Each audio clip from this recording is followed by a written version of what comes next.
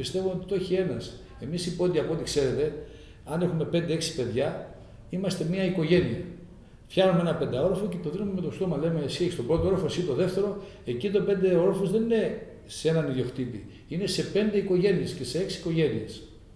Οι οποίες έχουμε αποδείξει και στη Ρωσία και εδώ για την εργατικότητά μας, για τις ικανότητες μας και είμαστε και έξυπνος λαός γιατί σε πολύ μικρό χρονικό διάστημα όπου δουλεύουμε γινόμαστε και τεχνίτες. Δηλαδή, εμείς όταν είχαμε από τη Ρωσία οι γονείς μας σε 2-3 χρόνια, άλλοι ήταν εργολάβοι, άλλοι ήταν μαραγκοί, άλλοι ήταν αυτό, γιατί εύκολα μαθαίνουμε τη δουλειά και είμαστε και εργατικοί. Μάλιστα.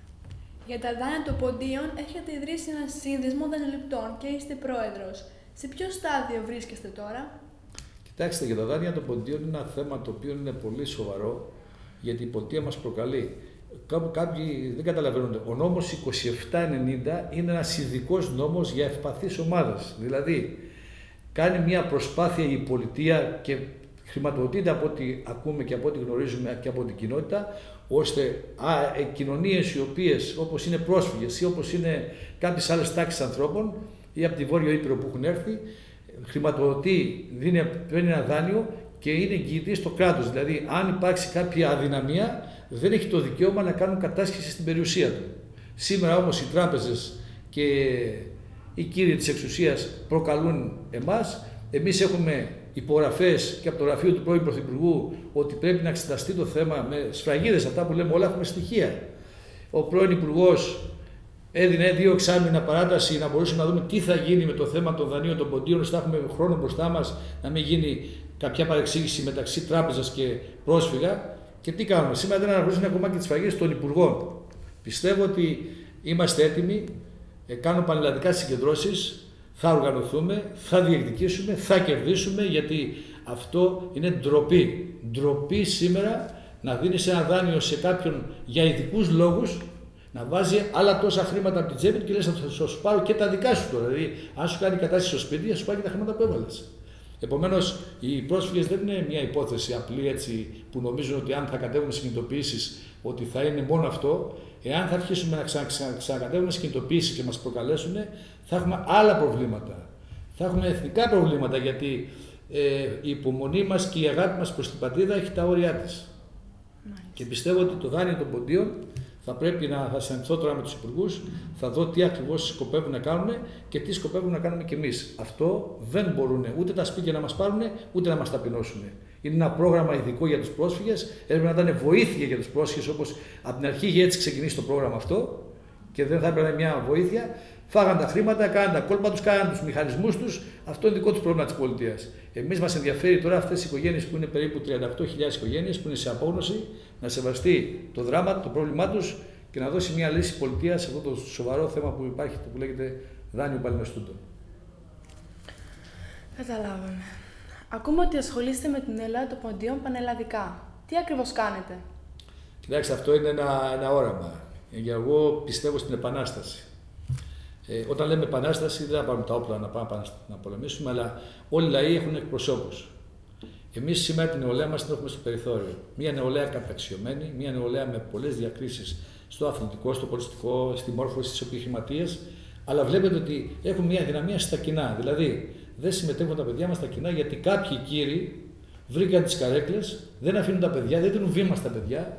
Και σήμερα, ειλικρινά σας λέω, νιώθω υπερήφανος που έχω 2 παιδιά δίπλα μου που είναι νέα παιδιά από Ποντιόπουλα, τα οποία μπαίνουν στα κοινά και εσείς θα παρασύρετε και άλλα παιδιά να ασχοληθούν με τα κοινά. Γιατί κοινά σημαίνει τα όνειρά σου, σημαίνει η οικογένειά σου, σημαίνει το μεροκάματό σου, σημαίνει η πατρίδα σου, σημαίνουν τα πάντα. Από ό,τι βλέπετε ότι οι Έλληνες του Πόντου σήμερα έχουν τα πιο οργανωμένα σωματεία πολιτιστικά, αλλά κοινωνικά δεν έχουμε ούτε ένα σωματείο που ασχολείται με τα κοινά. Εγώ όταν ίδρυσα τα σωματεία αυτά πριν 10 χρόνια, μπροστά μου βρήκα τους εκπροσώπους των Ποντίων.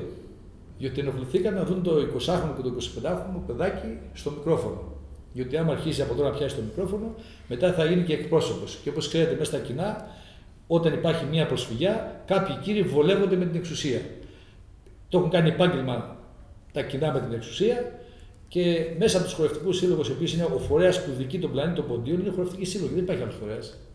Εμείς τι κάνουμε τώρα, φτιάχνουμε ένα φορέα που θα ασχολείται με τα κοινά ώστε να βγάλουμε όχι χορευτές, χορευτές και βεβαίως αναγνωρίζω το έργο των σωματείων των χορευτικών, διότι χάρη σε αυτά τα σωματεία εμείς έχουμε σήμερα τα πιο οργανωμένα σωματεία και κρατάμε την παράδοσή μας και σχεδόν το 80% των ποντίων χορεύει ποντιακά, δηλαδή είναι ένας λαός που συμμετέχει ενεργά, γιατί εγώ δεν έχω πάει κάπου να μην ξέρει κάποιος πότε να χορεύει. Και αυτό οφείλεται στα σωματεία των ποντίων. Αλλά ο ρόλος των σωματείων των ποντίων, τα πολιτιστικά, είναι να ασχολούνται με την παράδοση και με την ιστορία του πόντου. Δεν έχουν σχέση με τα κοινά. Τα κοινά είναι ένα άλλο άθλημα, το οποίο, από ό,τι βλέπετε, ένας βουλευτής, ενώ μπορεί να είναι μηχανικός, είναι υπουργός υγείας. Γιατί τα κοινά, όταν τα γνωρίζεις, έχεις εικόνα, έχεις φαντασία. Είσαι μπροστά από την κοινωνία. Εμείς θέλουμε τα παιδιά μας, εκτός από καλούς χορευτές, να έχουν φαντασία, να έχουν αρχές, να έχουν δύναμη και να έχουν και εξουσία στα χέρια τους. Γιατί το πιο βασικό από όλα σε ένα λαό είναι η εξουσία. Η εξουσία σε ανεβάζει, η εξουσία σε κατεβάζει. Υπάρχει μία απαξίωση στην πολιτική. Εσείς όμως είστε υποψήφιος και ασχολείστε με την πολιτική. Τι έχετε να πείτε γι' αυτό?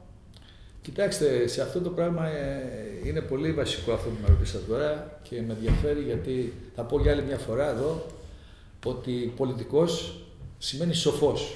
Δηλαδή, θεσμικά αν το θέλετε, ο πολιτικός είναι υπεράνω της κοινωνίας. Δηλαδή, τον βγάζουμε μπροστά αυτόν γιατί πιστεύουμε σε όλα τα θέματα επάνω μπορεί να διοικεί. Πολλές φορές ξέρετε ότι ο εχθρός του λαού είναι η εξουσία. Δηλαδή, γιατί ψηφίζουμε κάποιον εκπρόσωπό μας? Δεν είναι του δημοσίου, είναι του λαού. Τι σημαίνει αυτό? Όταν γίνεις αύριο δήμαρχος, βουλευτής, υπουργός, αρχίζεις και είσαι ο μεσίτης του νόμου. Πολλές φορές ο νόμος λέει απαγορεύεται αυτό να το κάνουμε, αλλά αν δούμε ότι αυτό που απαγορεύεται δεν υπήρχε πρόθεση, δεν υπήρχε δόλος, δεν υπήρχε μπροστά κάτι το οποίο να προσβάλλει τα συμφέροντα της κοινωνίας, ο πολιτικός μεσολαβεί και δίνει λύσεις. Εδώ όμως, επειδή σήμερα μέσα στην πολιτική έγινε επάγγελμα, εγώ είμαι ρομαντικός. Βρίσκομαι σε αυτούς τους χώρους, σε αυτόν τον χώρο πάνω, στην πολιτική μέσα, για μια επανάσταση.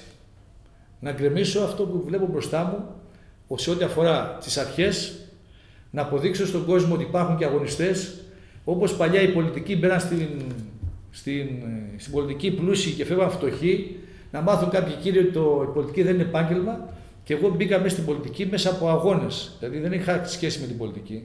Βρέθηκα μέσα στους αγώνες, αναγκάστηκα να μπω στην πολιτική γιατί λέγανε χωρίς σφραγίδα δεν μπορεί να διεκδικήσει κάτι. Μπήκα μέσα σε αυτά και έμεινα ρομαντικός. Και σαν αντινομάχης και σαν αυτόν τον αγώνα που κάνω, δεν είμαι με την εξουσία. Βοηθάω τον λαό να γλιτώσει από την εξουσία. Και ξέρετε, είναι μια μεγάλη συζήτηση που άμα την αναλύσω εδώ πέρα θα καταλάβει ο κόσμος ότι τι ρόλο παίζει ο πολιτικός σε αυτό που ψηφίζει. Δεν τον ψηφίζει για να τον τιμωρεί.